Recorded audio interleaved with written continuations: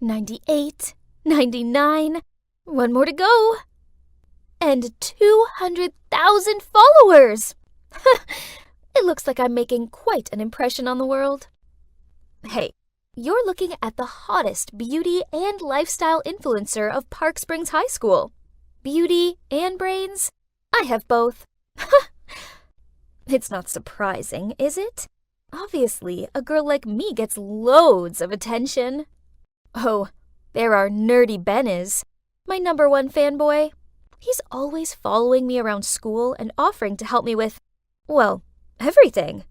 I can't blame him. I mean, I'm basically his queen. Hey, Ben. I didn't see you at my locker as usual. Are you good? I'm out of money today, so... Wait, Ben, don't say it like that. People will think I mugged you or something. I never ask for those groceries or sundries. Yes, you don't. Sorry. Okay, so that was weird. Then things got even stranger when I overheard Christine telling her friends that after being exposed, an anonymous IG singer's followers had skyrocketed to a whopping 500,000. But the thing was, she went to school here. She's that nobody in bio class, Stella. Stella hurried past me into class, followed by a flock of people trying to take her pic and asking her to sing. Blah, blah, blah. Some of the boys even offered to take her home after class. Poof! Please! What were they thinking? Ugh! She could play the fragile and confused act on these losers, but she didn't fool me. The dropped book scenario was so overrated. But, why was Ben rushing to pick it up? What a traitor! Ben? Where's my homework? He couldn't even come up with a better excuse than, I went out last night. This was baloney. I just heard him offer to help Stella with her homework. And guess what? This girl, still with her Little Miss Shy facade up, told Ben that she could do her own essay. Ugh. Did she think she was Beyoncé or what? Acting all high and thinking she's the beacon of the universe? I was furious. So she wanted a taste of fame, huh? Let's just say, as a senior in this field, having experienced its downside, it was time I taught her some manners. After that, I made sure she became the main topic of every single talk in school. Hey, she needed to learn how this fame game worked. Everyone was giggling, pointing, and whispering behind her back. She had to cover herself with a hoodie that hid half of her face and walk through school in anxiety. Yeah, I know that paranoid feeling all too well when you obsess with why people keep on giving you odd looks. Then one day, I was putting my books back in my locker when I glimpsed someone running past me crying. It was Stella. And she dropped a note that said, "If I were you, I wouldn't have shown up at school ever again. You're a joke." Gosh, do people even say these things? This was way too harsh. What happened? For God's sake. He didn't think I was the one who wrote this, did he? From that day on, Ben completely ignored me. And worse, he was glued to Stella, comforting her as people talked behind her back. Ugh. Then one day, I was tying my shoelaces when I heard some cheerleaders trying to open someone's phone. Right at that moment, Stella stepped out of the shower stall. Upset to see others violating her privacy, she tried to fight back. But oh boy, this wallflower couldn't even make them budge. Fine, I'll help her, but only this time. You tattletale! You think you run the place now just because you're popular? Go tell Ben I didn't put that note in your locker. Better yet, call him right now. Oh, come on. Just run to the bleachers and tell that nerd. Go! What are you looking at? I went over to the bleachers to find Ben comforting Stella. "What now? Snitching on me again?" "Actually, Stella was just telling me that you didn't write that note." Could you be any more foolish? So, you're just gonna bluntly do whatever I tell you to? Don't mind her. It's just who she is. A bit rough, but a truly great friend. I don't make friends. Yeah, I'd learned it the hard way. Back in my early days on Instagram, the only friend I trusted posted a video of me changing in the school's shower stall. I still had my tea inside my shirt, but that taught me a cruel lesson about friendships and fame. When you're famous, people will always want something from you. You can't trust anyone at all. You hear me? Stella! Who's that? Liam, Stella's friend from the music club. They look good together, don't they? What? Are you jealous of him or something? For that silly chick? Ben didn't say anything, but just blankly stared at them. Huh? He never looked at me like that anymore. Now I was no longer the Instagram queen.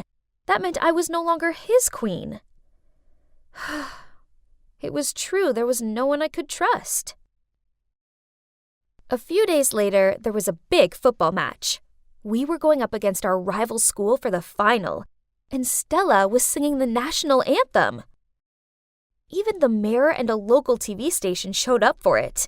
Crazy! Ben was part of the AV team, so when some dude told me Ben wanted to talk to me, I went to the AV room to find him. What did he want to talk about? Hopefully not something to do with Stella. Ugh! But as I got there, no one was around. Huh? Right at that moment, the screen showed Stella stepping up to the podium preparing to sing. But instead of the soothing melody, a string of strange, distorted sounds came out of her mic. What was going on? What are you doing here? Ashley! He pushed me aside and hurriedly fixed the sound system. And just a minute later, things were back to normal and Stella could restart the song. Ben gave me an accusing look, then dragged me behind the bleachers, where we met up with Stella and Liam. Then Ben told her I'd messed with her mic. Ugh! How could he think I was capable of something like that? Meanwhile, this Liam guy stepped in, saying it could have been a technical error. Yeah, whatever. I went to leave, but Liam caught up with me. Weird. Weren't he and Stella having a thing? He immediately denied it, saying they were just acquaintances from music club. But I've been wanting to get closer to you for a while. You're the true Instagram queen, not Stella. Whoa, this guy was a top-class jerk. Just a minute ago, he had his hands wrapped around Stella, and now he was trying to leech onto me. He even started leaning in to kiss me on the cheek. Quickly, I dodged it as I met Stella's gloomy look from behind. Yikes. It was time to get out of here. I didn't sleep so well. Ugh. All this stress was bad for my skin. So I was groggily making my way along the school corridor when Stella stormed up to me. It was you, wasn't it? You were so mean to me, threatening to delete my IG account because you were so jealous Ben had left you for me. Now it's really gone, and it's all your fault. What are you talking about? I had nothing to do with your stupid account. Yeah, I gossiped about you to mess with you a bit, but that was all. And you think I did it too? Excuse me? Did he just ignore me?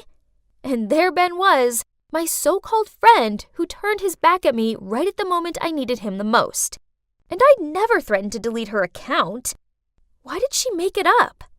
Was she that jealous of me and Liam yesterday? What's this? An unexpected message from Liam said, Hey Ashley, don't worry sweetie, I've got your back. What do you say we meet at 8 p.m. in the park? Ugh, this shameless, two-faced jerk. What was he up to this time? So after class, I slid a note into Stella's locker, pretending to be from Liam saying, I have a surprise for you. See you at 8 p.m. in the park. I arrived on time to find Liam already waiting. He kept putting on this simping act like he was madly in love with me or something. I can help you prove everything, and I only ask for one tiny favor, that you'll be my girlfriend. You can do that? But how? Well, you can just simply put the blame on someone else.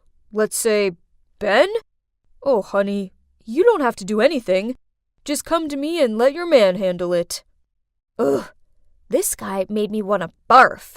But I still had to play it cool so I could figure out what this dude had up his sleeves. Sounds interesting, but I want to know more. How are you going to carry out your master plan? Honey, I've already got all the pieces of evidence in my hands. You mean? That's right.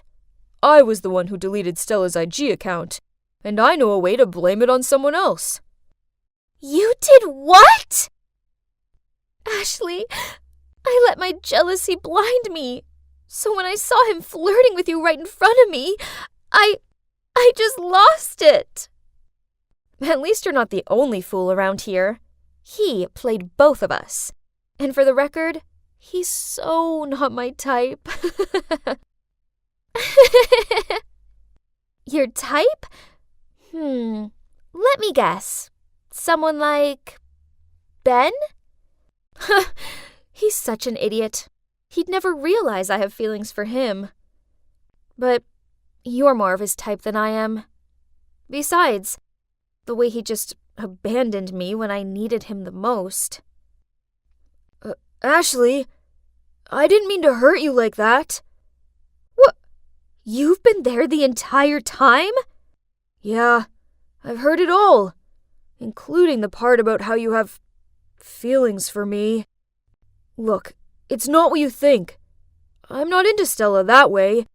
The thing is, I saw her singing at a coffee shop and realized right away she's my favorite anonymous singer on Instagram, so I sort of revealed her identity online.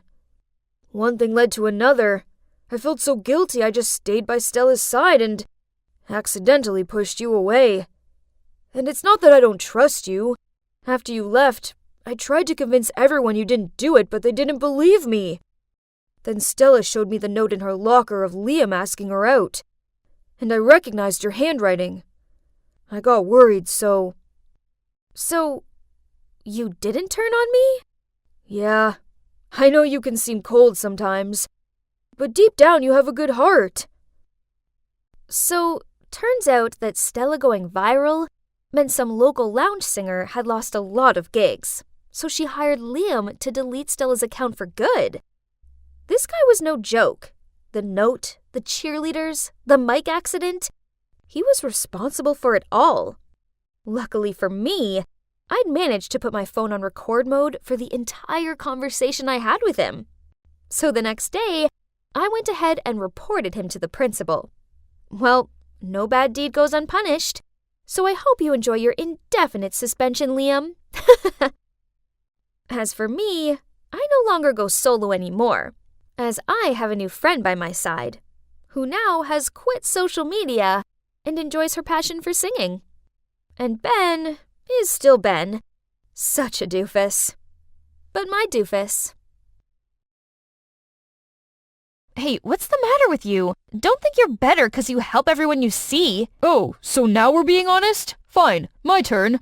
I didn't listen to what everyone said about you and still became your friend. Turns out they're all right after all. Like father, like daughter. What are you talking about?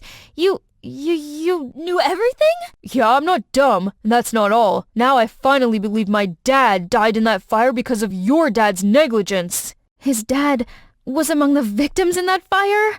My feet wouldn't move, and my muscles were constricting from shock for a while before I could drag my heavy heart and crumbled thoughts to somewhere else. I'm sorry about his dad, but I'm in pain too. It's not just because the boy I like was cruel to me, but also because, as it turns out, he's no different from everyone else. Devastated, I unknowingly brought myself to the gymnasium. Wait, my self-defense club? They're still practicing? Wow, hard at work already. Amazing. Shut up! Why are you even here? Then their insurrection began. Just quit already. We're not here to entertain you. Your careless, irresponsible behavior has said enough. You don't even know why we need to learn how to defend ourselves. You never cared about us in the first place. Don't even bother pretending. Leave. Okay, fine. I won't stay where I'm not welcome. Bye, then. Home at last. I was gonna take my frowny face straight to my room, but couldn't hide it from Dad. Sweetie, why the long face? How are you so cheery all the time? Life's beautiful, and we get to see it every day, no? I hate it. I hate to see you get all the blame while doing nothing but good deeds. How everyone's mocking us. But above all, I hate how you always have that happy-go-lucky smile, even though people treat you like the butt of their jokes. I hate trying to be a hero like you said, but I can't stand pretending to be weak either. I hate everything! Honey, they might think the worst of us, but that doesn't mean we have to be so pessimistic and indifferent. Then we're no better than them, aren't we? You can't change the way people see you or be anyone but yourself. Perhaps one day we might manifest something good to the universe, but first we need to be good people. His words actually woke up something in me. Was I wrong about everything all this time? In the following days, Aaron and I ran into each other a couple of times, but we both avoided eye contact. That one's a dead end, but a boy is not my biggest problem. Now I want to flip the script and start over. But from where? I know. But wow, everyone immediately got their torches and pitchforks ready at the sight of me. Good afternoon, y'all. What you said the other day got me thinking, and I'm sorry. I want to help, for real. Of course, only if you want me to. Come on, I'm already at the bottom. Give me a chance to go up, huh? No loss for you anyway. They seemed convinced, so I got down to business right away. What? You're already cowering? I only swung my arm. Looks like what they've been practicing wasn't working, so I decided to put them on a strength-building regimen alongside one-on-one sessions with me. On top of that, I built each member's profile detailing their weaknesses and how they should be improved. Most of us aren't tall or athletic. How about you show us how to use weapons like pocket knives, nunchucks, and axes? Seriously? Sorry, but swords are only as good as the women who wield them. You'll most likely hurt yourself if you carry those things around. So I came up with the idea of teaching them self-defense using familiar items like backpacks, pens, and heels. And this look? I actually wanted to get rid of it, but I decided to keep it up since this is what most girls wear. This should show them how to protect themselves in the most unexpected situations. Danger won't wait for you to change into appropriate attire. Besides, I'm totally serving this look. Then more students joined our club. I see geeks, nerds, goth chicks, and even popular cheerleaders. What brought them here? Hazel once mentioned that they all had a reason to learn self-defense. So I decided to sit everyone down one day. All right, no practice today. I want this club to not only empower us girls physically, but also be a safe space to, talk about ourselves and our problems. Okay, who wants to go first? I broke the ice by sharing everything that's wrong with my life, why I had such a slappable face, and all things false about my family that everybody liked to say. The girls seemed quite bewildered, then began contributing to the conversation. Well, for me it's my mom. She got divorced recently, and now she's doing really questionable midlife crisis stuff.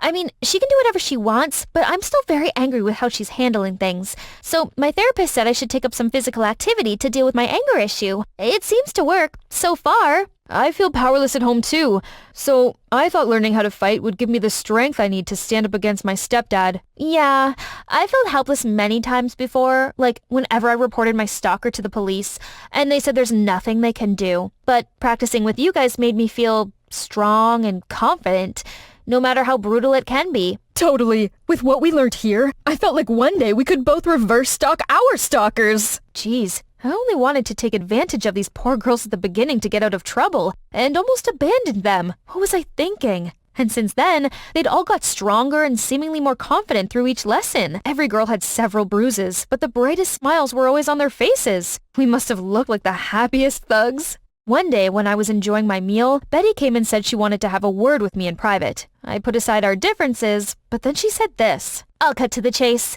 Your violent little club is getting more popular and taking away people's attention from what's truly important. My campaign. I don't follow. We exist in completely different spaces.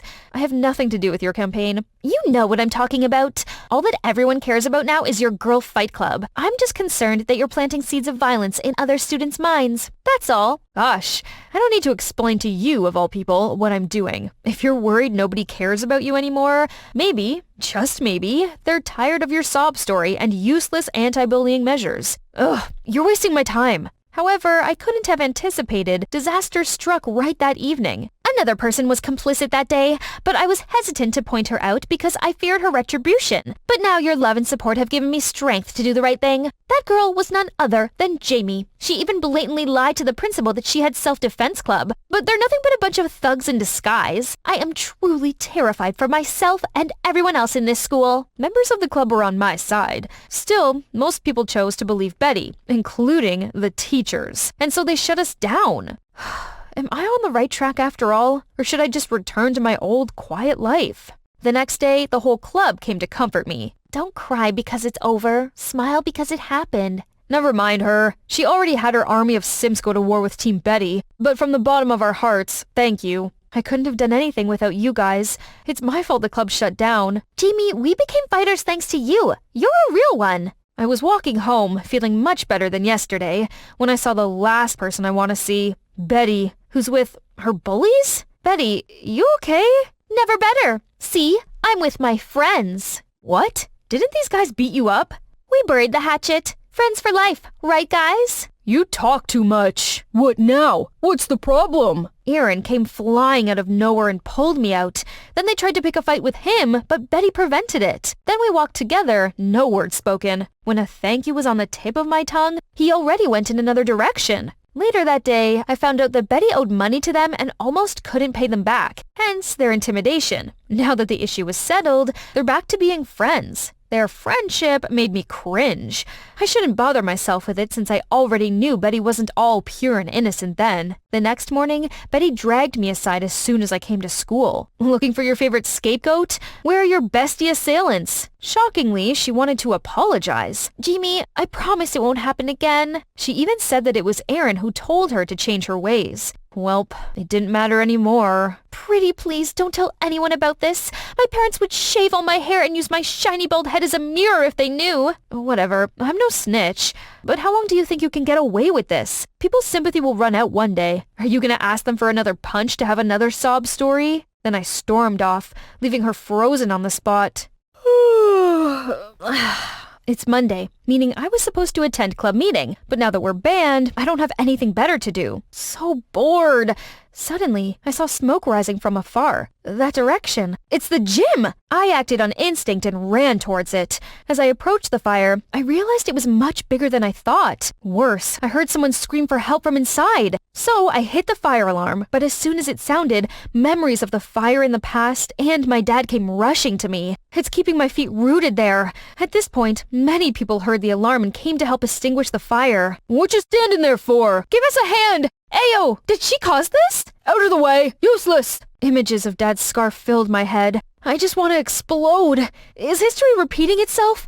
Are people gonna die? Jamie! Jamie! Jamie! I was awoken by the calls of my friends from the club.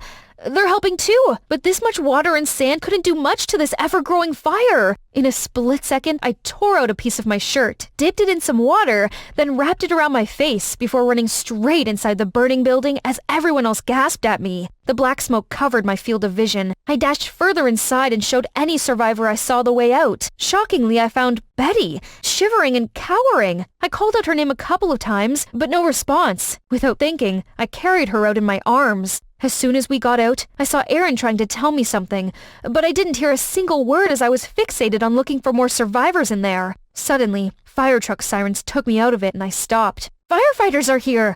My dad's here! They swiftly took care of the rest. But my dad's uniform caught on fire, which had to be taken off. That's when he inadvertently revealed his scarred arm. When the fire had been put out and no one was left inside, I rushed over to give my dad the biggest hug. Dad, you're all right! I finally did it! Then some townsfolk came to pick up their kids, and I saw them looking at my dad's scar with this stupid, aghast look on their faces. What are you looking at? Y'all thought a firefighter's body's flawless? This? It's what he got for trying to save you and your family in that tragic fire and all these years. He should have been praised as your hero, but instead, all he got in return is deformity and your ungrateful ass. Dad had to hold me back to stop any further colorful words from coming out of my mouth. Poof. They need to hear that. It took a while before a few people approached my dad, asked him how he was doing, and apologized for mistreating him, as well as disregarding his contribution to the town. Hey, my emotional outburst helped. After that incident, I spent a few days at home. The girls told me that Betty admitted to setting the gym on fire so she could play the victim and be the center of attention once again. Betty only contacted Aaron because she wanted him to save her specifically, but the fire was unexpectedly huge and spread like, well, wildfire. Tragically, Aaron didn't make it in time while Betty was completely unaware of other students in the gym at that time and accidentally trapped them. There's going to be dire consequences for her no matter what. That evening, I answered the door to see a familiar face. Hi. How are you holding up? I was so worried. Wait, let's go somewhere else.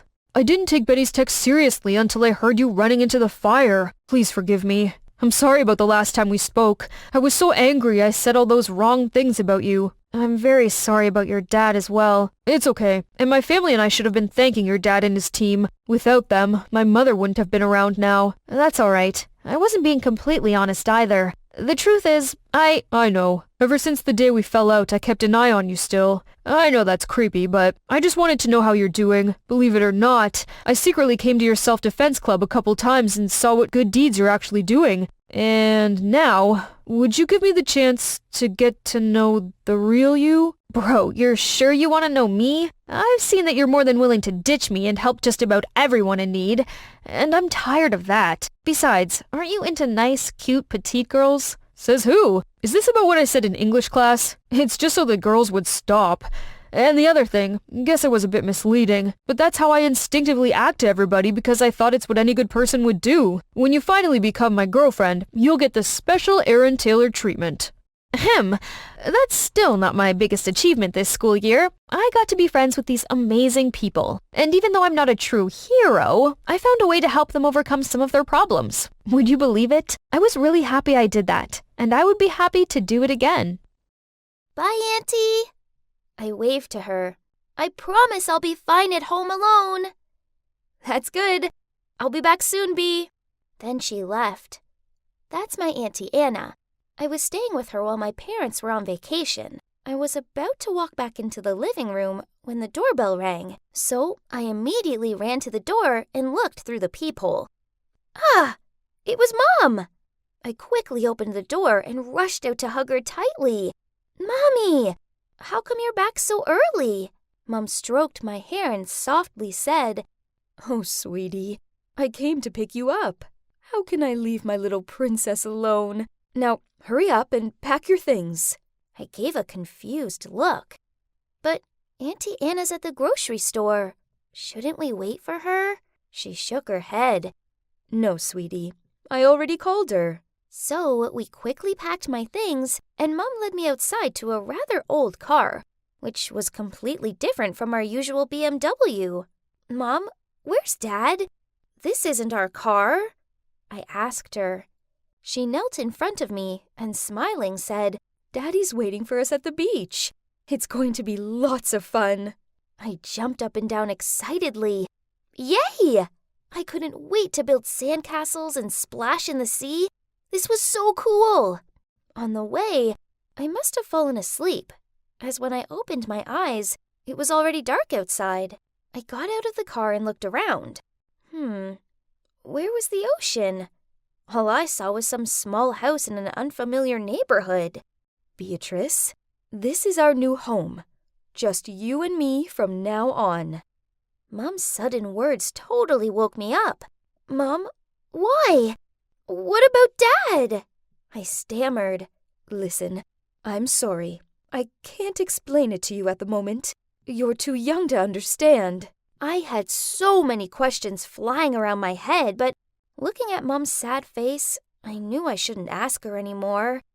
The next morning, I woke up excited and curious about our new beginning here. I opened the curtain and saw a group of kids my age playing across the street. So, without thinking, I rushed outside to join them. Hello, I'm Beach. Suddenly, my mom came out of nowhere, a frantic look on her face as she shouted, "I've told you to stay inside!" and pulled me back home. Everyone was gawping at us, including the man who lived across the street. It was so embarrassing. As soon as the door slammed shut, in a serious tone, she said, "We just moved here. You shouldn't make friends with strangers that fast. And don't talk too much about yourself, okay?" Mom had never minded me playing with other kids before, so why now? This didn't make any sense. After that, she only let me out of the house for school, and she always kept an eye on me, so that's why I couldn't make any friends here. I resented her so much. I was so lonely. One good thing about it was she didn't have any house rules, so I could spend all day watching cartoons while eating junk food, and she didn't mind at all. This was great, as before we moved here, Mom and Dad never let me do stuff like this. But eventually, I got sick of those junk foods. I felt kinda icky. I longed for Mom's special spaghetti with crab sauce, so I begged her to make it. At first, she refused, saying that she was very busy, so I kept on whining until she finally agreed. Later, I went to the kitchen for dinner, and the room was an utter chaos. Pots and pans everywhere. Mom looked messy too, as she passed me a plate of spaghetti and meatballs instead of her signature dish. Well, okay, it looked delicious anyway, so I took a full fork of it as Mom watched on. Water! I need water! Gosh, it's so salty. Mom quickly replaced my pasta plate with a box of fried chicken and said, "Today I'm busy, so I was a bit distracted. Sorry, honey." Her awkwardness made me laugh. "Nah, it's okay, Mom." Mom did seem really busy lately, as her phone was always buzzing. The calls even came late at night when I was asleep, so she always quietly went out to answer it. Guess it's hard being a single mom after all, so I tried to be more understanding. And just like that, time passed. Staying inside and having no friends became the norm for me. Still, I often sat by the window and stared longingly at the kids playing outside. Then one time, when I was doing this, Mom appeared and asked me if I wanted to go to the nearby amusement park. Wow, could there be anything better than this? I leaped up, clapped excitedly, then wrapped my arms around her. Honestly, the park was pretty small, and everything seemed kinda tired looking. But this didn't matter, as it was the best day I'd ever had. Mom never used to like rides or games, but today was different. She even got excited when she saw the beanbag throwing stall. She knocked the tins down in one go and won me this giant cuddly bunny. I've never seen her have fun like this before. My mom is so cool. Afterward, Mom left me sitting on a bench and she went off to get some ice cream. Suddenly, I saw her rushing back, and without ice creams. She pulled on my hand and in an urgent tone said, "We need to go home. We're moving." So we packed up our things and left in a rush. I kept on asking Mom what was going on, but she dodged my questions. During the car journey, I heard her mutter to herself, "We're going somewhere new. It'll be exciting. A new adventure. Yes, it'll be fine this time." I may have been young, but I wasn't stupid. I knew she was hiding something. But she's my mom, and I didn't want to upset her by bugging her with questions. So I stayed quiet and eventually fell asleep. Once again, I woke up in an unfamiliar place and stared out of the window. I wasn't as bothered about this place as I was about the last. I didn't want to get too attached to it, as I didn't know how long it'd be before Mom made us move again. But there was one thing that bothered me. Across the street was a man looking straight at our new house. He looked identical to our previous neighbor. Maybe he'd just moved here too? What a coincidence! I mentioned the man to Mom, but she told me she didn't know him, and then sternly told me never to interact with him. At school, I was the strange kid who didn't talk to anyone. The older I got, the worse this felt. And the other kids laughed at me, and I heard them call me weird behind my back. I felt so lonely and depressed. So at home, I often just sat by the window with a book and tried to pretend that the adventures I was reading about were happening to me. Worse still, Mom was acting even odder than usual. The other day when I got home from school, I found her chucking perfectly good food out of the fridge. Some were even brand new. I asked her what she was doing, and she replied, "It's gone off, so I'm getting rid of it." Then she started scrubbing the fridge. "The smell won't go. Why won't it go?" What was she talking about? Everything seemed fine. What's happening? Then I discovered that Mom often left the house late at night and didn't return till dawn. I knew if I asked her about this, she wouldn't say anything. So that night, I snuck out and followed her. Mom was wearing dark clothes with a hat and a big scarf covering her face, even though it's not that cold outside. Why the disguise? Then, can you believe it? I spotted her going over to the neighbor's house and cuddling him on his porch. I jumped out of the darkness and shouted, "Mom, what's going on? I thought we weren't meant to talk to this man." She gave me an alarmed look. At that moment, Mom received a text. In a panicked voice, she said to me, "Beatrice, we have to go. Now! I'll explain everything later, I promise." Right after that, the mysterious man waved at us and told us to get in his car. Then he sped through the night. After regaining my senses, I turned to my mom and asked, "I hope this explanation is good." Actually, we're in danger, honey. It's your dad. He's an imposter. I only figured this out when I was on vacation with him, and I've been running from him ever since." What? I'd never suspected my dad of being someone else. It made no sense. Then, through sobs, my mom continued to say that my real dad was actually a member of a secret organization, but he had been missing for a while, and now the organization was after us. She often received anonymous messages and calls threatening her. She didn't want me talking to strangers in case they were spies. And those times when she threw all the food out was because she'd received texts threatening to poison the food in our house. She wiped her tears away, then said, "This is Joe. We went to college together, and he's been such a help. We fell in love, but I didn't dare tell you because I was afraid you wouldn't understand." I looked at this Joe guy. I don't know. There was something off about him, but maybe I was just being paranoid. I mean, he had helped Mom out, right? What's that? Ever since I found out about the secret organization, I've been kinda jittery. What if they suddenly turn up and take me and my mom away? I know Mom's worried too, as she seemed so distant. I just want to make things better for us both. Then Christmas arrived. It was quite the special one, as for the first time since we went into hiding, we had guests. Well, one guest, Joe. We raised our glasses for a Merry Christmas, but instead of putting it down, my mom gulped it back in one go. "Mom, are you drinking tonight?" I asked skeptically. "Of course, my dear. It's Christmas. Let me tell you, I'm no less than a man when it comes to drinking." I chewed on my lip as I thought about this. Mom had an alcohol allergy, and at the most, she only had tiny sips. Suddenly, a thought came to mind. Maybe Dad wasn't the imposter after all. Maybe it had been Mom all along. She enjoyed the roller coaster rides, though to my recollection, Mom was afraid of heights. She couldn't cook. She now loved Joe, a strange man, and she could have downed alcohol without being ill. If this was true, then who could I trust now? Something wasn't right. I could feel it in my gut. So the next day, I secretly went to the cops instead of school as usual. Then I found out something crazy. Turns out, my real parents had been looking for me for over the past 6 years. OMG! As for the mother I was living with, who was she?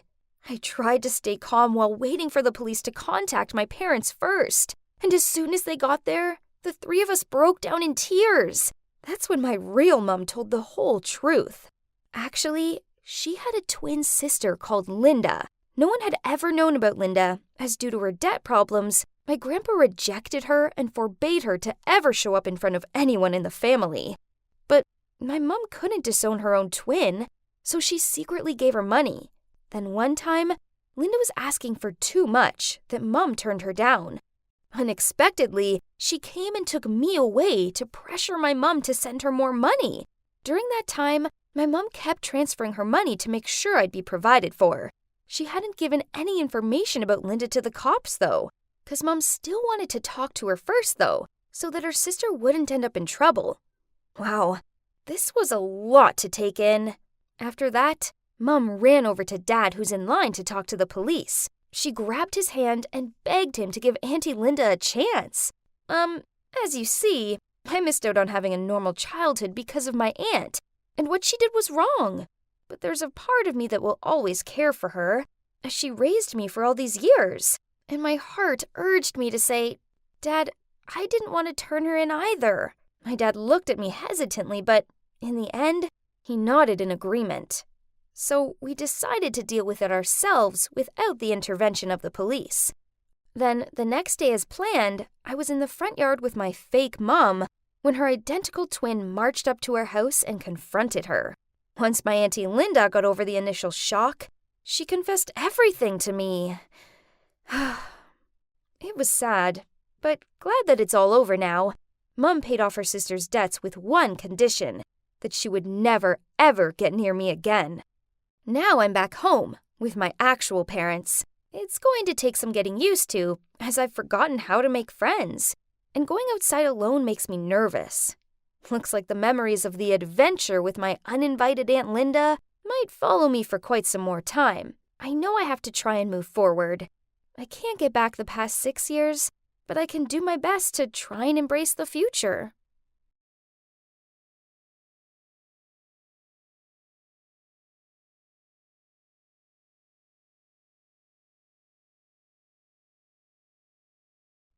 Hey! Been trying to find you at school today. I have big news, and it's bad. Real bad! Don't leave me hanging. Mom says we're defo moving to California by the end of the month. What? No way! That's a 2-day drive from here. Yeah, I know. But Mom's marrying David. The same David that's scared of spiders, cockroaches, and everything? Yeah, that guy. He's been trying to get her attention for ages, sending her flowers, playing the guitar on her porch.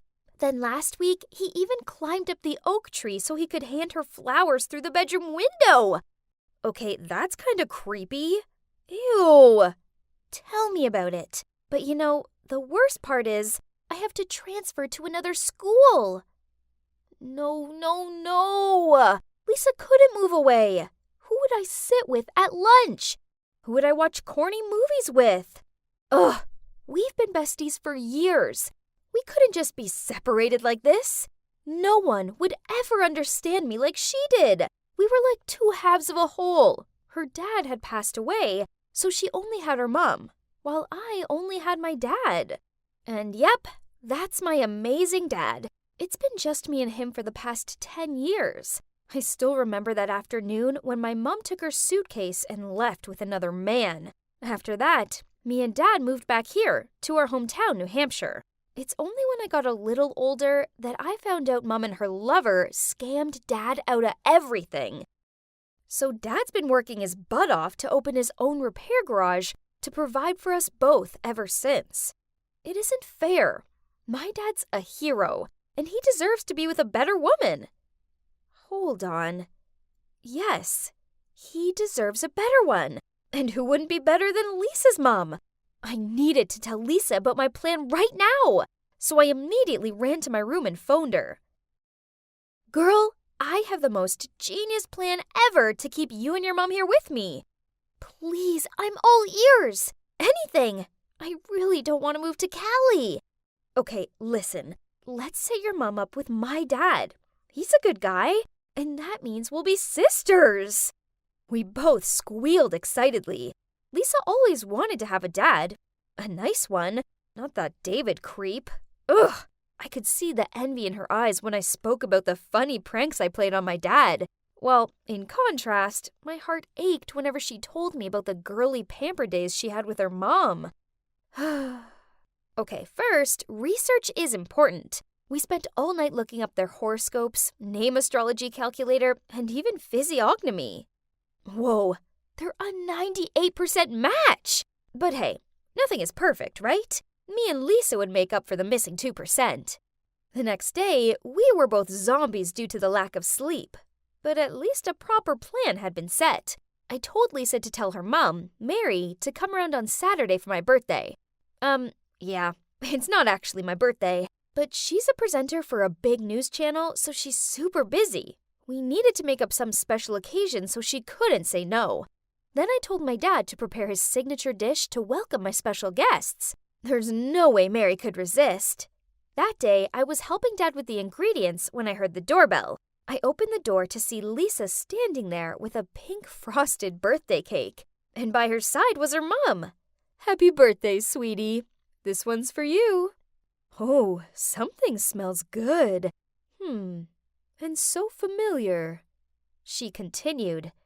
"Hello? Mary? Jack? Why are you here?" "For Erin's birthday. And you?" "I'm her father. And FYI, today isn't her birthday." "Yeah, jerk," Mary said under her breath while rolling her eyes. "Excuse me? You dumped me for no reason. So what's that attitude?" "Oh, really? For no reason?" My eyes darted from Dad to Mary. Huh? Why were they yelling at each other? This was very confusing, but I could guess that they used to date? OMG, what a small world!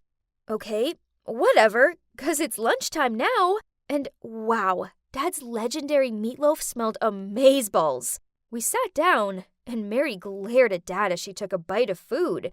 Then she blurted out, "Oh wow, I guess some things never change, huh? Your food is still super salty." "Oh really?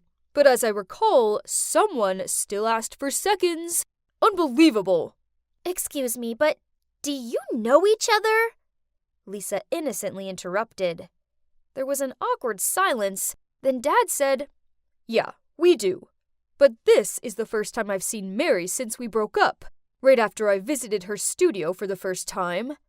Mary looked flustered as she replied, "Lisa, you shouldn't have tricked me into coming here. Finish your food, then we're leaving." On hearing this, Dad ordered Lisa and me up to my room so he could talk to Mary in private. Only we hid behind the couch and listened in. Turns out, on that day, Mary took my dad to the studio to watch her first filming as a news presenter. After that, she'd passed by the waiting room and overheard Dad talking to someone. "I clearly heard that person ask you how I looked, and you said I was still the same old Mary. Do you have any idea that I spent 2 hours in makeup and was excited to show you?"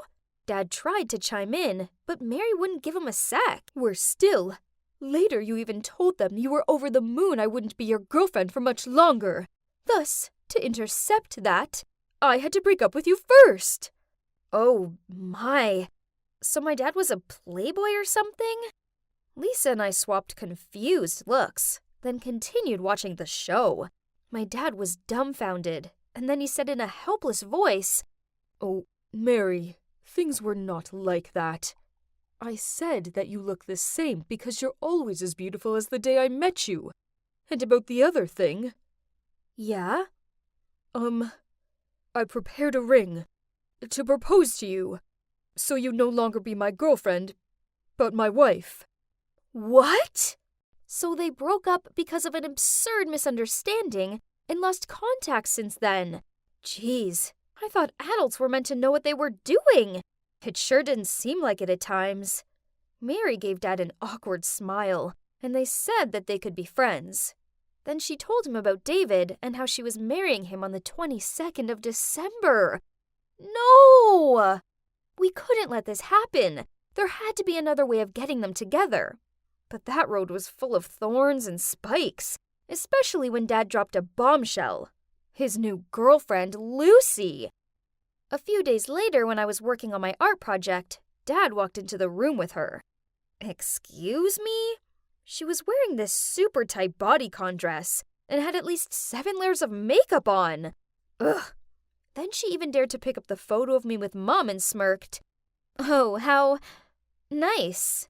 I rushed over to her, snatched it out of her hands, and shouted, "Keep off my things!" I don't like you! She immediately glared at me. But then seeing Dad coming down from upstairs, she suddenly smiled and hugged me while whispering in my ear, "You don't, but you have to." Jeez, what a poisonous snake! But worse, when she left, Dad had this dumb grin on his face, and then he actually asked if I wanted her to be my new mom. Oh no, she'd hypnotized him for sure. In a rush, I called Lisa to tell her about it. She came up with the idea of asking her mom to join us at the Christmas market this week. Bummer. She refused. Apparently she had too much wedding planning to do. Ugh. And if you're thinking it couldn't get worse, then Dad invited Lucy along. So Lisa asked her mom to let her stay with me for a few days, so we could teach this Lucy some lessons. May the pranking commence. That morning, Lucy showed up in this fancy light blue dress and ordered Dad to get her a chocolate-covered waffle. What a shame. I accidentally knocked it all over her outfit. Oops! Then a fake fly somehow fell into her hot chocolate. Her eyes almost bulged out of her head when she drank that. But she just gave us a cunning smirk, then grabbed Dad's arm and cuddled close to him. Unbelievable! But you know, diamond cuts diamond. When Dad went to the restroom, with sparkling eyes, I said, "Lucy, I really admire a nice person like you. My dad's only a mechanic with $1,500 a month, but you still love him." So this isn't true. He ran his own business. But anyway. No way! He looks rich, though. Oh, he probably was just desperate to catch your attention. He bragged a little bit. And you're proud of that? That's not funny, sweetie. I am out of your dad's league. There's no way I'm putting up with a brat like you for such a poor man. Right at that moment, my dad returned and, no surprises, they broke up. Now she was out of the picture, Dad was free to win Mary over, right? We three went home, and I noticed that Dad was acting weird. He kept on pacing by the door. Then, when Mary arrived to pick Lisa up, he leapt to open it and blurted out to her, "Have you thought any more about us?" She didn't say anything, but I noticed them exchanging these sorry looks. Their love for each other was so obviously real, as they knew each other since they had nothing. Yet they weren't doing anything about it. It was already December 20th, meaning there were only 2 days left till the wedding day. I couldn't let our plan fail like this. I immediately grabbed my phone to call Lisa, but the ringing was next to me. She'd left her phone at my house. Dang! Then the next morning, I walked by her house to go to school as usual, but no one was home, and she wasn't at school either. Oh my, had they moved to David's already? I told Dad this right away when I got home. He thought for a second and asked me to get in the car ASAP to go to California. So our bumper 2-day road trip began. When we reached the wedding venue, it was empty. Oh no, we were too late. Dad looked devastated, so I put my arm around him and started to lead him out of there. But then the receptionist appeared and said, "Oh, didn't they let you know either? The wedding's been canceled." Dad's face lit up, and we both raced over to the car and started the long drive back. Oh, it felt like ages in the car, and now it was just 2 hours until Christmas Eve. The roads were full of beautiful Christmas decorations. I looked through the windows and saw people gathering with their families, while Dad and I were driving nonstop. How sad. We drove straight to Lisa and Mary's, but they were out, so we sat in the freezing cold on their doorstep and waited. Dad dozed off, his head resting on my shoulder. Bless. Then I saw them walking towards us. Oh man, you should have seen their shocked faces. I shook Dad awake, and he looked over at Mary. She dropped her bags and looked at us astonished. Then Lisa told us the whole story. Turns out, on the way to California, they met 2 amateur robbers who forced them to get out of the car. Mary immediately pounded them with her handbag, while David ran off and hid behind a tree. With Lisa. When the robbers scampered off, Mary told David everything from the bottom of her heart. That although David was wealthy, that was not what she wanted. Instead, she just needed a man who could support and protect her. She'd been flattered by his gestures of love, touched by his persistence, and thought that love could be cultivated. But things weren't as simple as that. So they broke up, and the wedding was canceled. Dad and I were stunned. Then, with eyes prickled with tears, my dad said, "Mary, I'm sorry for letting you go. But it's not too late, is it?" Right after, he pulled the old ring from that day out of his pocket and got down on one knee and said, "Mary, will you marry me?" She cried out, "Yes!" Both Lisa and I were bursting with happiness. So now we both have a mom and a dad, and we're pretty much sisters. Yay! This is the warmest Christmas ever.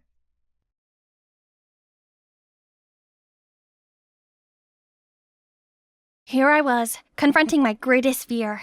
Math! Wendy, focus. What is 9 plus 11? A, 19, or B, 21? The numbers whirled around me. Panic set in. 9 plus 11. 1, 2, 3, 4, 5 equals 19? No, 21? Great numerical gods, why is this so confusing? You're so extra. Sit up, I'll show you again. I still don't get why I have to do this, though. It's not like I'm going to school. Yeah, I quit school not long ago to help Mom out, making a couple of bucks. In case you haven't noticed, we're dirt poor. I'm Wendy, by the way. 15 and fabulous. Well, sorta. I know I'm a big silly goofball, but the good thing is my brother, Leo, does not share the same brain cell with me. That guy ate knowledge for breakfast. He went to this elite high school, on scholarship of course, and always a top student 3 years in a row. That's like genius. Mom also said he's our only ticket out of poverty. That's why she held 3 jobs at once, while I gathered scrap metal to sell to the scrapyard to support his study. The 3 of us have been working hard to create a better life for our family. But then, one afternoon, I suddenly noticed posters of Leo that accused him of breaking his classmate's arm. What nonsense is this? I tore them all down and rushed home to see a bunch of gangsters breaking our things. My mom and Leo were in the corner, begging them to stop. Stop! What on earth are you doing? What does it look like I'm doing, brat? I'm collecting compensation for your brother's victim. He messed with the wrong person. The son of a loaded family. You got the wrong guy. Leo wouldn't hurt a fly. Right, Leo? I turned to him, but he just lowered his head in guilt and defeat. How much then? $3,000. 3,000? You kidding, right? Do I look like I'm kidding? Let her go! Just stop it! All of you! Then Mom rushed to the kitchen and brought back all of our saving jars. They're about $1,000. Just take them and leave us alone. I'll pay the rest later. The thug let me go and grabbed the jars. We'll be back next month for the rest. Mom fell to her knees. She looked so hopeless amongst the mishmash. Mom, Wendy, I'm so sorry. Please let me help. The school already suspended me for a whole month. I'll get a job. I'll pay for the debt. No, my boy. Use this free time to study. Once you come back to school, I want you to be the perfect student, so no one can ever look down on us again, okay? But what about the debt? Just leave it to me. I'll work some extra shifts here and there, and everything will be sorted. Now, go study.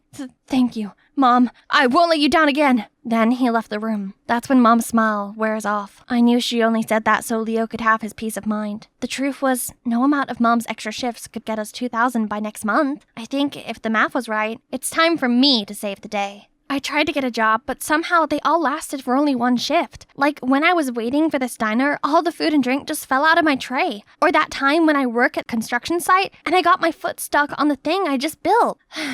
I came home feeling deflated. Just then, there was a knock at the door. It was Nathan, Leo's best friend. I could instantly feel my cheeks heating up. Hello, Irv to Wendy. Are you gonna let me in? Or are we gonna stand here, awkwardly? Sure. Come on in. You look, exhausted. You sure you're alright? It's just the whole thing with Leo. I've been trying to get a job to pay for the debt, but nothing worked. I'm sorry all that happened to your family, and I want to help you. But there's something you should know first. After the talk, Nathan got me a job as a maid for his cousin Zach's house. Other maids were showing me around when, "Get out!" a maid ran past us, crying her eyes out. What was that? That is the young Master Zach throwing a tantrum. He's the illegitimate son of the late master and was only brought here 5 years ago by his grandfather. And let's just say, Madame Linda, his stepmom, is not so thrilled about it. They've been on each other's necks ever since. The girl you just saw was Madame Linda's favorite. She's been a thorn in Master Zach's side for a while now. Then I gotta find a way to get on both their good sides, to prove that I'm perfect for this job. Okay, first day at work, Madame Linda was complaining about Zach's toy car collection, so I threw them all away. But Zach went bonkers on me and went rummaging through the junkyard to find every single one of them. Sorry, Master Zach, it's just Madame Linda. Oopsies. He immediately stormed off to confront Madame Linda. I felt bad, so to make amends between them, I cooked his favorite soup and told him that Madame Linda made it for him as an apology. But as he took the first bite, his face turned green and dashed to the nearest toilet. Whoops. One rainy day, I was taking the trash out and saw a strange woman peeking from the fence. She suddenly tripped, so I helped her up, asking if she was looking for someone, but she just ran away. Whoa, Jesus! How long have you been standing there? Long enough. Come inside, it's freezing out here.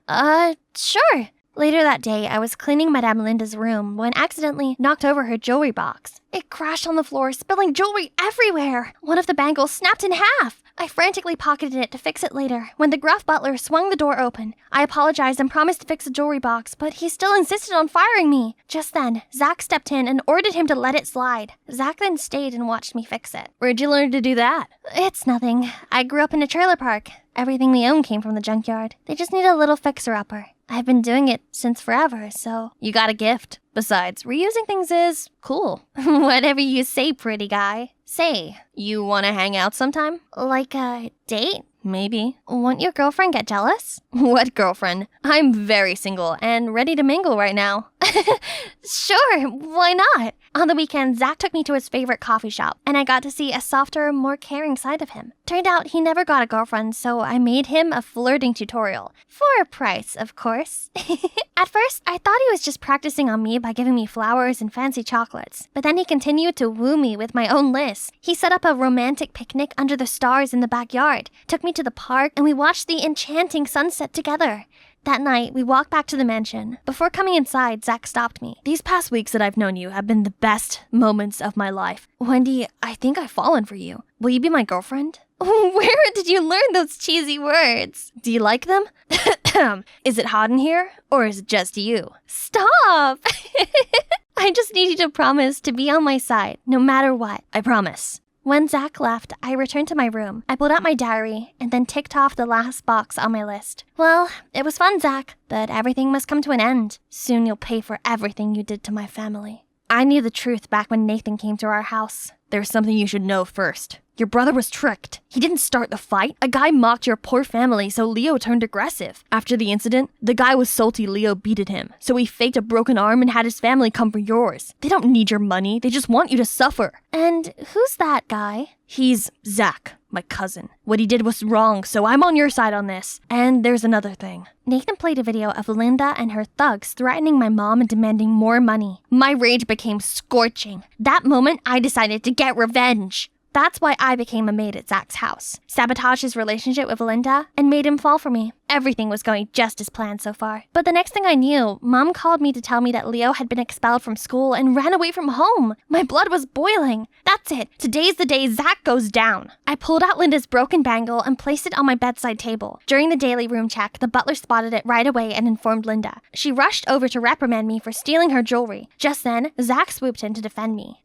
Zach, you have to trust me. I didn't steal it. I just wanted to fix it before turning it to Madame Linda. Don't worry, I believe you. You heard her. I know you despise me, but don't you dare drag my loved one into this. Oh, finally put it out in the open, huh? You and your low-life girlfriend. Birds of a feather. You're right, we're alike, and that means we're nothing like you evil witch. Ha!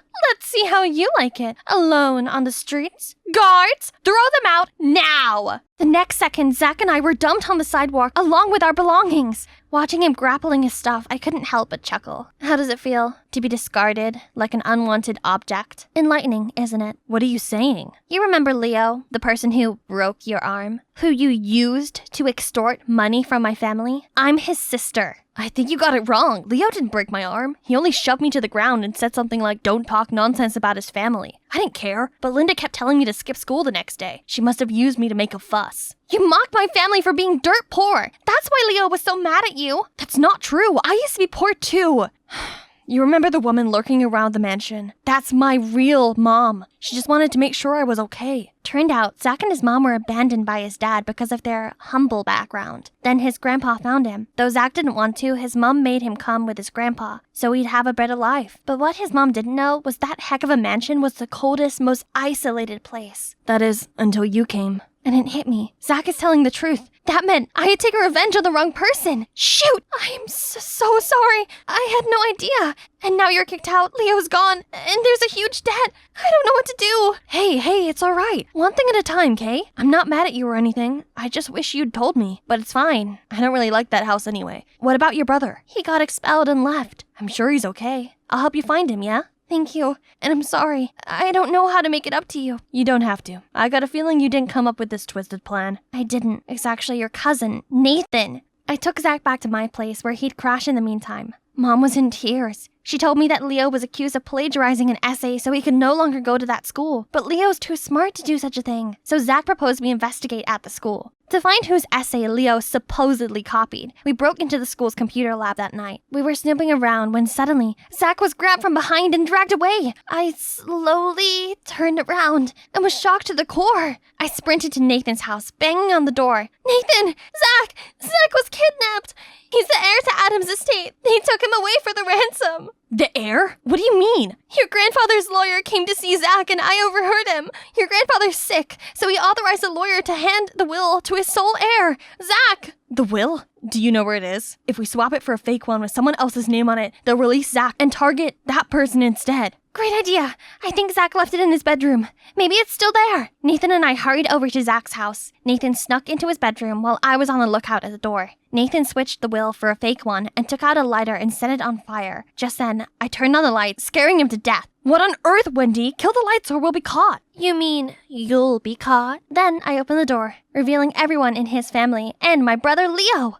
What's going on? Enjoying the taste of your own medicine, cousin? Yeah, you just got busted. Remember when we were at the lab? I was shocked to the core to see my brother muffling Zach. Shh, be quiet or we'll get caught. Leo, I thought you left. Mom was worried sick. I know, I'm sorry, but I need to sort this out. Things have been sketchy ever since that incident with this guy. And now with this, I gotta prove my innocence. So I came here and found this. Look. Turns out, Leo's essay was identical to yours, Nathan. You took advantage of me to get revenge on Zach when he wasn't to blame. You told Leo Zach was bad-mouthing our family to stir things up between them. You made our lives miserable. I trusted you. I can't believe you'd go this far. You were always obsessed with Grandpa's inheritance. Everything's a competition for you, to prove that you deserve to be a successor. All that work, but still nothing. Do you know how many sleepless nights I had to study? Or to hatch a plan, worrying Mom and Dad would blame me for not trying, for not being better? And you just showed up and everyone sees you as this golden child. And all my efforts have gone to waste. Why, Grandpa? Why not me? You were left out of the will due to your greed and scheming behavior. Now I know it's your parents' fault, and there will be severe consequences for them. And you, Nathan, you will join the army after graduation to serve the country, get disciplined, and come back a better man. Guards, take them away. As Nathan made his exit, he paused at the sight of Leo and I. I'm truly sorry. For everything. Then he walked out the door. In the end, Grandpa chose to give Zach his share of the fortune. Zach, however, refused. He never wanted the money. All he wanted was to live comfortably with his mom. So that night, he packed up his things and was ready to go back home. His true home. Seeing Zach, I realized bearing hatred towards someone cannot solve your problem. It just puts you through so much pain, and even hurt other innocent people along the way. It's best just to focus on yourself. You do you, and things will work out on their own. Like now that all mysteries are debunked, our family is free of debt, and Leo can go back to school, full scholarship. Also, to compensate for what we've been through, Zach's grandpa decided to start a charity fund, and my family was the first to benefit from it. They even helped my mom secure a steady job. As for me, I found a knack for making things and found my place as an apprentice at a pottery studio. My coworkers have become my extended family. They always make fun of me whenever he picks me up. Hop on, we're going to a very special place today. Where to? It's a surprise. Hold tight. I was at the fish market busy selling some crabs to a customer when I turned around and saw this guy stealing our fish. He quickly ran away. I grabbed a stone, aiming it at the thief, but suddenly a guy appeared and it hit him instead. Hey, what was that? Let go of me! Shouldn't you at least apologize? I looked over and the thief was nowhere to be found. The thief's escaped! You should apologize! But the guy just frowned and huffed off. Hi, I'm Serena, and I was brought up here, in this picturesque fishing town. When I was little, I lost Mom and Dad to the sea, so Grandma raised me. We couldn't afford school for me. Instead, I helped Grandma sell fish at the market to make ends meet. But things weren't always easy. Serena, you all right? Yes, I just wish people wouldn't steal. I know. Hopefully it was an extra stinky fish that will give them a tummy ache. That's Edward, my best friend since childhood. Edward's parents are also fishermen, so we naturally bond together and grew up inseparable. Later, Edward and I were busy closing when I heard murmurs and saw Mr. Elbridge, the fishing enforcement officer. Anyone caught poaching striped bass will be given a hefty fine. What? You gotta be kidding me! Sir, it's only considered poaching if they were caught out of season, which they're not. Oh, really? Do you have the legal documentation to overpower my decision? Nope. Thought as much. He's obviously abusing his power. At home, I told Grandma everything that had happened at the fish market. I know it's not fair, sweetie, but maybe one day you could study, become an amazing lawyer, and help the local fishermen. I want to help. I can tutor you if you'd like. That's brilliant! Since then, Edward stayed true to his word and tutored me. He was smart, kind, and so patient in explaining things to me. Time flies, and by the time I turned 13, I had the biggest crush on Edward, but I had no clue how he felt about me. I'll wash up. In the future, I'll always share the housework with you. What does he mean by that? Does he also have feelings for me? The next day, when Edward and I were having ice cream, some kids came in and started making fun of me. Do you know eating too much ice cream makes you fat? Oh, of course you don't, because you don't go to school. Ha. She doesn't need to. She's still far smarter than you'll ever be. Why did you always stick up for me? Is it because you think of me as a little sister? I need to stop daydreaming. He doesn't have those kinds of feelings for me. Then, when I turned 17, something terrible happened. Grandma fell so sick that she passed away. At the funeral, I felt so alone with all the adults around, and Edward was nowhere to be seen. When everything was settled, Uncle Leon said he'd take me to live with his family in the city. I had to tell Edward, but when I got to his house, it was all locked up. So I quickly slid a note with my uncle's address under his door, then left for the city. As soon as we walked into the mansion, Aunt Clara and Rachel were already there, frowning. Ugh, can you smell rotting fish? Ew, get yourself some perfume, please. Enough! You will make Serena feel welcome here. Please prepare a nice room and everything Serena needs. Uh-oh, not a good start. But then Uncle Leon had to go away for a business trip and asked Aunt Clara to find me a tutor, as he was afraid going to school might be a shock for me. I was so excited to finally study and pursue my lawyer dream. However, all the tutors Aunt Clara found were terrible. I actually had to teach them simple sums. Meanwhile, Aunt Clara showered me with errands to run. Suddenly, I saw a blur of a dog and boy and smash! You idiot! How am I meant to cycle home with an injured knee? You're hearing this, Rex? How is she gonna cycle back home? Sorry, I'll take you home.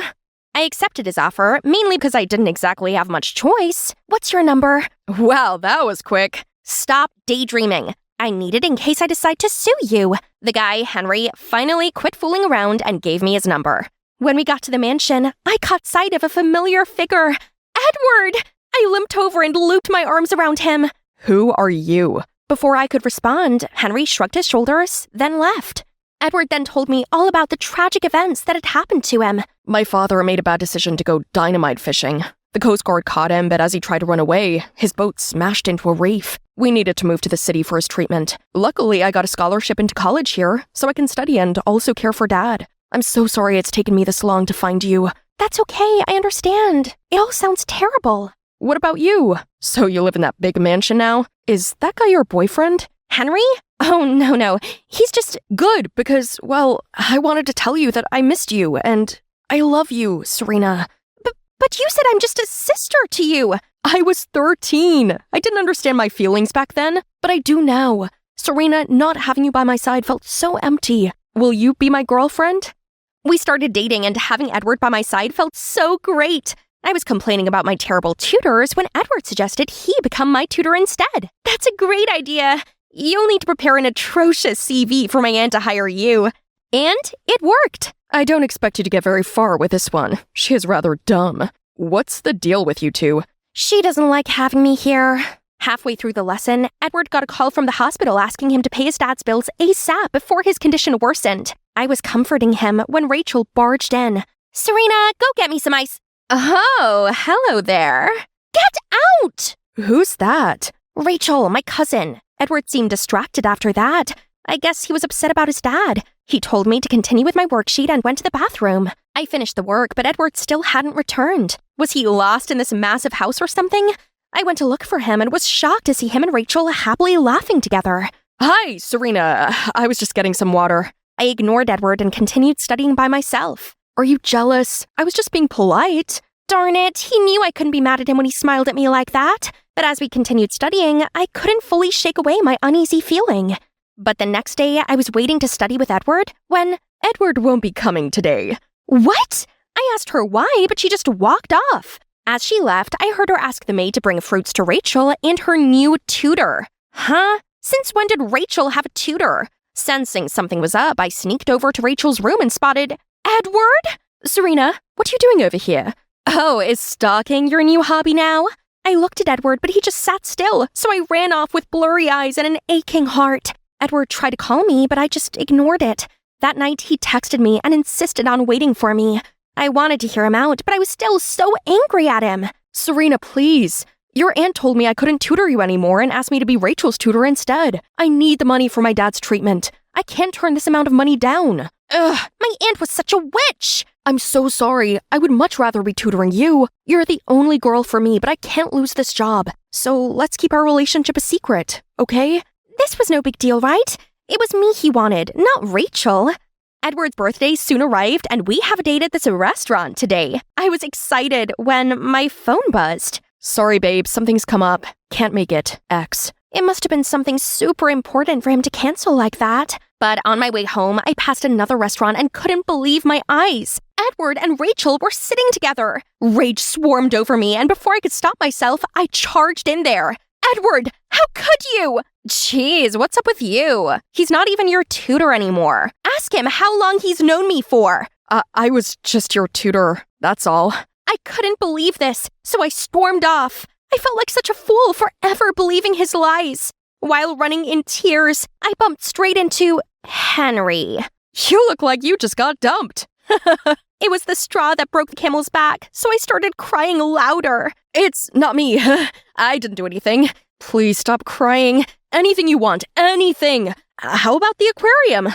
It turns out the aquarium was just what I needed. Watching the fish was so relaxing, and Henry was surprisingly a lot of fun to be around. Your parents must be super easygoing to put up with you. Nope, my lawyer mom is way opposite. Oh wow, that's cool. It's my dream to be a lawyer. Is that so? My school's interviewing for a law foundation course. You should apply. A law foundation course, huh? Should I give it a try?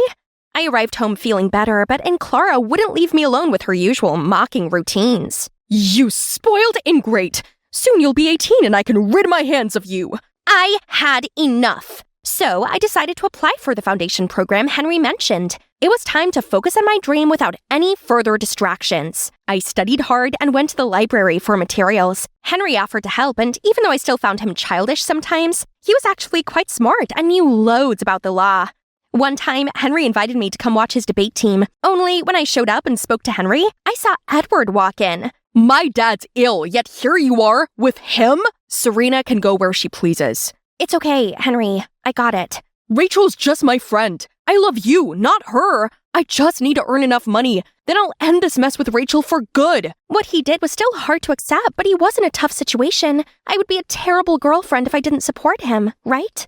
Despite all this drama, I'd been studying hard, and now it was time for my interview. Only on my way there, I saw a woman yelling at two students. Watch where you're going, you idiots! Excuse me, but this is a pedestrian crossing, hence the driver's fault for not stopping. How dare you speak the law to me, you little girl! Do you know who I am? But as everyone started buzzing, she had no choice but to drive off. What happened? I explained it to him and pointed at the woman's car. He didn't say anything, but seemed quite surprised. We then went to the interview, but when I told the assistant my name, she smiled and said, "You don't need to draw a number. Mrs. Shodden was impressed with your profile, so she wishes to interview you herself. It's best you follow the right procedure." I was a bit confused, but Henry knew better than me. Anyway, I had my interview with someone else, and I passed. Yay! Since then, I studied hard, and Henry helped me a lot. On my first oral exam, he even came along to encourage me. Only, as soon as I stepped into the room, I saw that rude woman standing there. Hang on, she's the judge! Nerves wriggled at me, but I kept calm and nailed the exam. But afterward, she charged over to me. Don't expect a pass from me, you manipulative girl, seducing my son to get into this college. Huh? Her son? Who?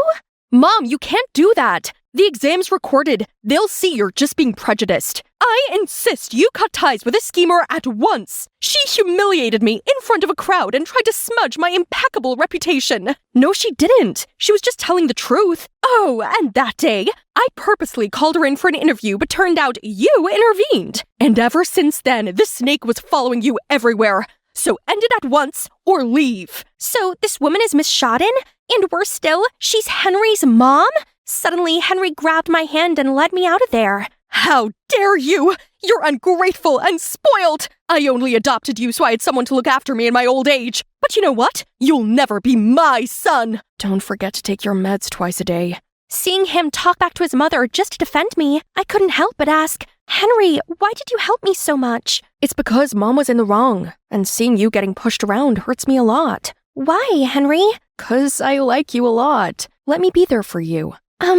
Henry, your mom shouldn't have spoken to you like that. But she was only angry because she cares about you. You should talk to her. I really hope things will turn out fine between them. Henry dropped me home, and now all I could think about was his love confession. To be honest, I do have feelings for Henry, but what about Edward? What about our years spent together? Suddenly, I got a text from Edward asking to meet up. I guess it was time to sort this out.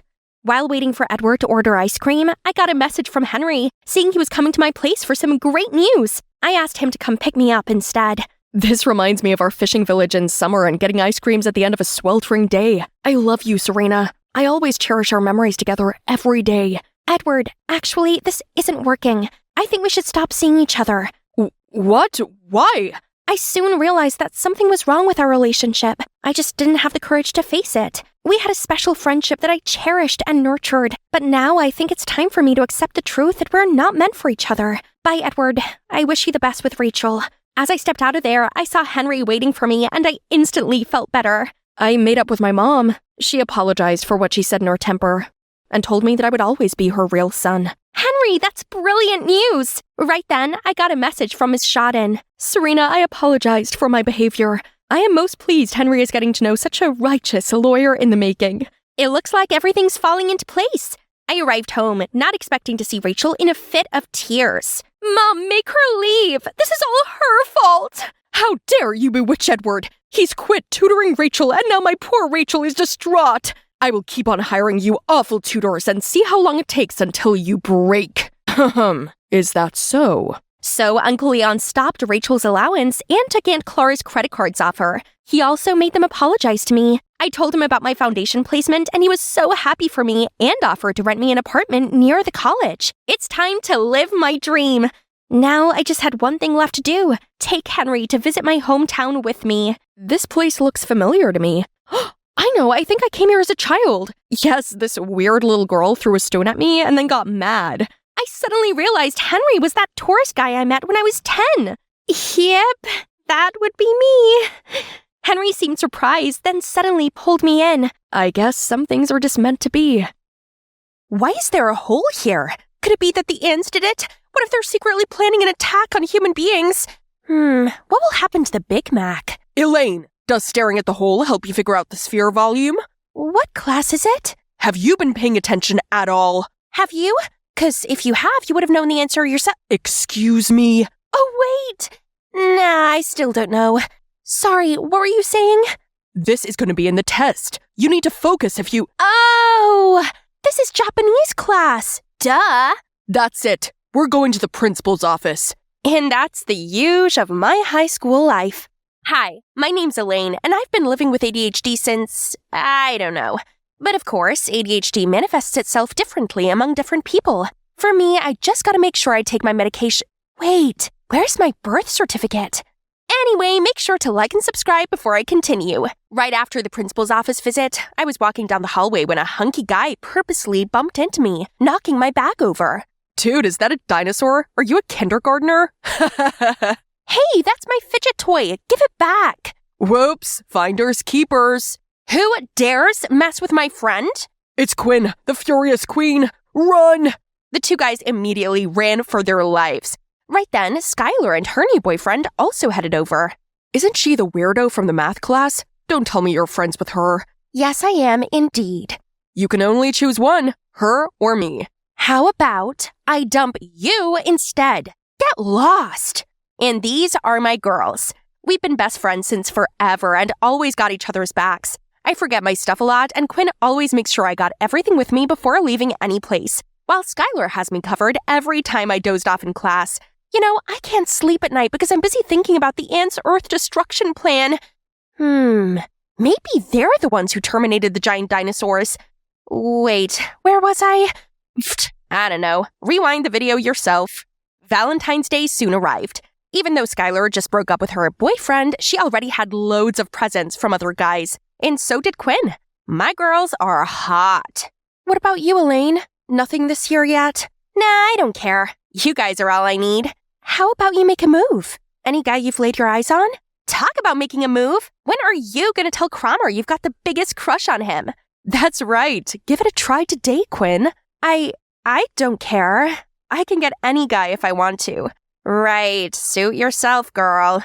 That afternoon, we were walking when we heard an announcement from the school's radio station. Good afternoon, everyone. This is Malcolm from iHeartRadio. Today we got a special request from someone anonymous delivered to Elaine Miller. Love the way you stared at the hole on the desk that day in math class. It was so cute. I wish I could be that hole instead. Happy Valentine's Day. Someone's got a crush on you, Elaine. You've got a secret admirer.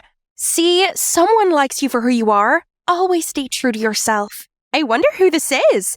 OMG, I gotta find out. But didn't you say you don't care? That's right. But now the game has changed.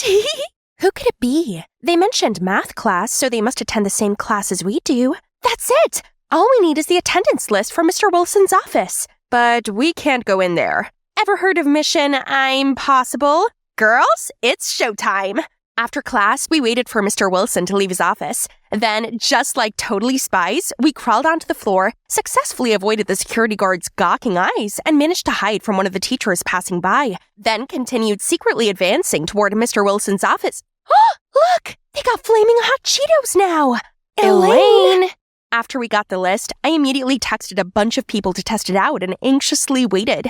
But some people replied calling me crazy. Others reported me to Instagram. I even got a visit from the police because they thought I was some creep sliding into people's DMs. Once they left, I immediately FaceTimed the girls. From the list, there's still Malcolm you haven't texted. Isn't he working at the radio station with you, Skylar? Yeah, we are working together, but it can't be him. He never asked me about Elaine before. Who knows? You weren't working at the radio station today, were you? My money's on him, Elaine. What should I do? I can't send messages on Instagram anymore. How about writing to him? You know, the old-fashioned way. So I prepared a love letter for Malcolm and even designed a cute envelope for it.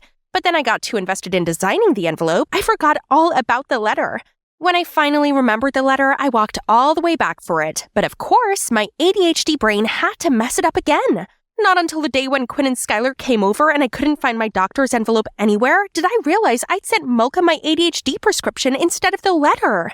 We immediately flew to Malcolm's house just as the mailman dropped off the prescription envelope out front. Seeing Malcolm walking out, I frantically ran to the other side of the street and started doing the craziest dance to get Malcolm's attention. Suddenly, I tripped and fell flat on my face. Malcolm rushed to help me up and got me inside his house. We chatted a bit as Malcolm worked on my arm.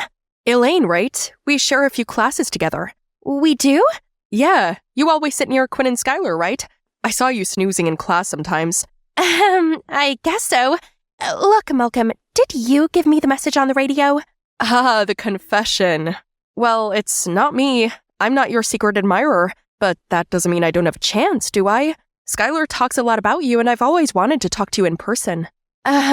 Speaking of Skylar, it's our girls' night tonight. Bye!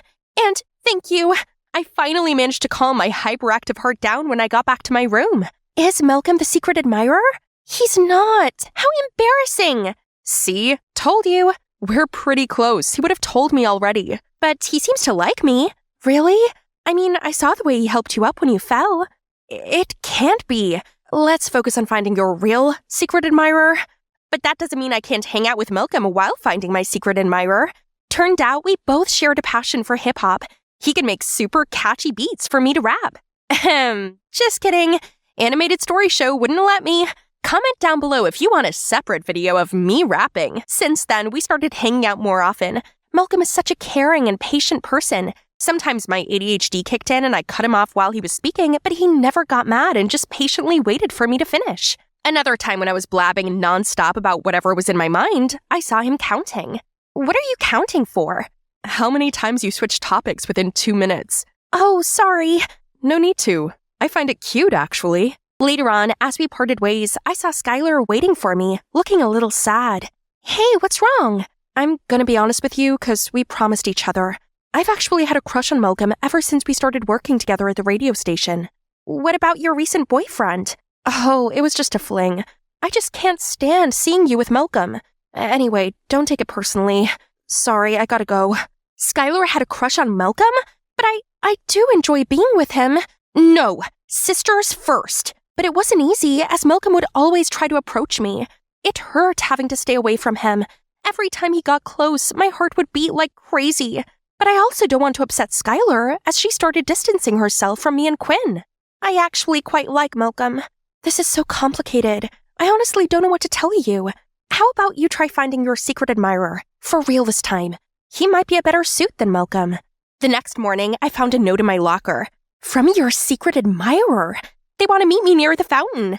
But when I got there, I saw another note asking me to come to the bleacher. This better not be some silly prank. When I arrived, I was shocked to see Cromer sitting there by himself. He can't be behind the notes, right? Guess I'll find out now. Just a little closer. Closer. Suddenly he looked up and stared straight into the camera. I was about to run when he caught me. Hey, Elaine Miller, right? You could have asked me for a picture. Didn't know you have a thing for me. No, it was an accident. Since then, I made sure to be more discreet to see if Cromer was the secret admirer. But man, it's like this guy got the sixth sense or something. Hey, what's wrong? You look nervous. It's because she likes me. She even tried to take pictures of me, right, Elaine? It's okay. I noticed you watching me recently. Come on, just admit it. I know I'm irresistible. Why are you doing this? You know I like him. No, let me explain. You know, I even thought it was a misunderstanding between you and Skylar. But you know what? Now it seems like you just want to steal from us. Hey, guys, chill out. What's going on? You chill out. Do you even know Elaine said she liked Malcolm too? And now she's also taking Cromer. My Cromer. Hey, about Cromer, it's not what you think. And Malcolm, it's not like you and him are a thing. I have as much of an equal chance as you do, don't you think? Then why were you following him just then? And you even took pictures of him? And we're talking about our chance with Malcolm now? You know it's unfair to me. Unfair?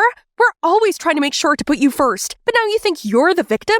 I can't do this anymore. I hope you're happy you got both guys now, best friend. That was too much. They acted as if they took pity on me.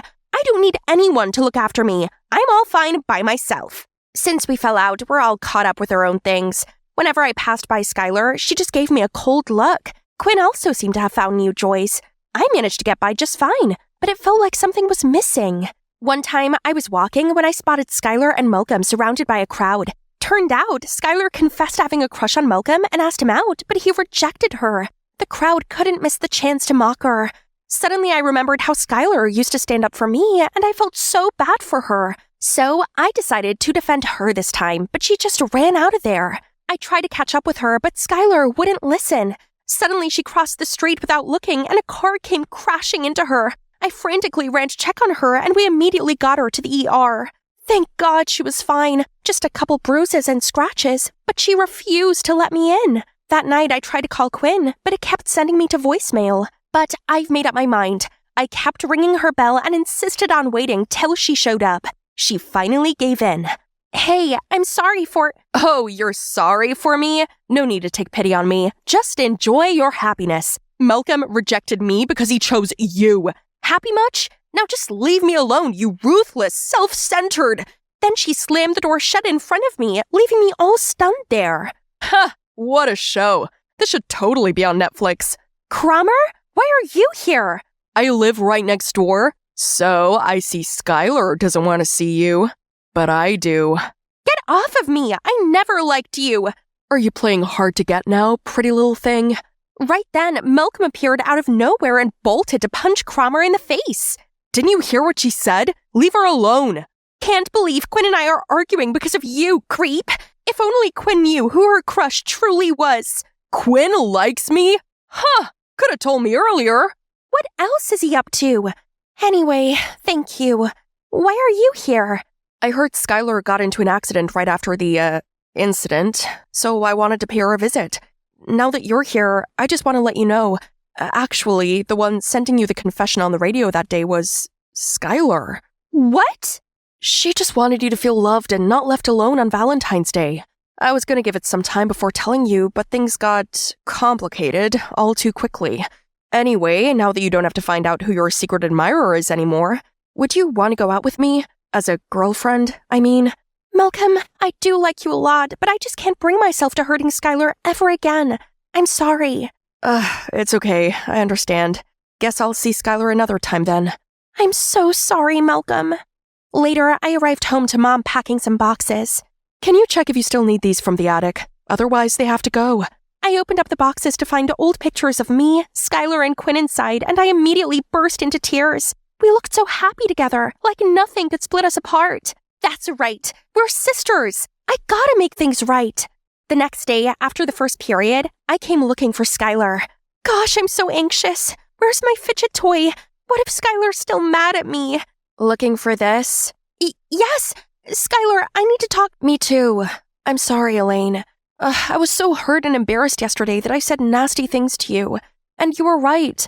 I should have told you earlier I have a crush on Malcolm. But after everything, I realized how stupid I was, and I don't want to lose you or lose us. Hey, me too. I couldn't sleep yesterday after hearing about everything from Skylar.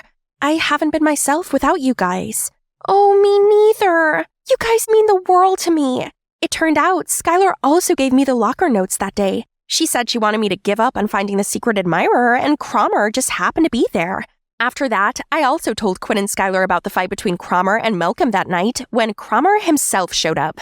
Hey, Quinn! I just realized I've always liked you. I'm sorry your friend Elaine liked me, but you are my perfect match. Be my girlfriend, will you?